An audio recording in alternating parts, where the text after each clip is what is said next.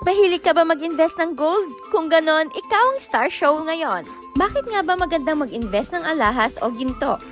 Ito yung investment na pwede mong hawakan, ipalamuti sa katawan at low maintenance pa. Kapag naputol, ipahinang mo lang at kung gusto mo namang ulit magmukhang bago, ipatubog lang. Lifetime ang value, walang kupas talaga ang ginto. Sa katunayan, nung unang panahon, ginto at pilak ang ginagamit pang bayad. Ang dati palamuti lang sa katawan, ngayon ay mahalagang economic resource na. Magpapatingkad ito at magbibigay ng extra confidence at class. Ang gold ay may intrinsic worth na hindi mapapantayan. Ang ganda at kahangahangang katangian ng ginto ay isa sa mga rason kung bakit hindi mawawala ang kahalagahan nito saan ka man pumunta. Sa paglipas ng panahon, ito ay patuloy na tatatag at tataas ang value. Wala kang tax na binabayaran. Pagkatapos mong bilhin ng alahas, wala nang kasunod na babayaran. Sa'yo na at pwedeng-pwede mo na siyang gamitin at isuot. Instant pera for emergency. Punta ka lang sa trusted mong pawn shop para sa highest appraisal ng alahas mo. Pwede mo ring ibenta sa magandang halaga. Ang mahal naman ng gold, lahat naman napapag-ipunan. Kung nakakabili ka nga ng worth 1,000 pesos sa makeups, shoes, bags, or kung ano man, kaya mo rin ma-afford ang gold. Hindi naman masamang bumili ng mga gusto natin, pero bakit hindi hanggang bata pa ay mag-invest ka? Sa panahon ngayon, kailangang maging wais.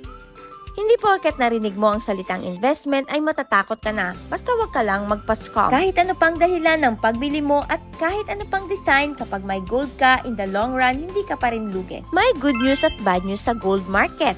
Good news para sa mga nakabili na o nakapag-invest na ng gold, congrats dahil tumataas ang value ng alahas nyo.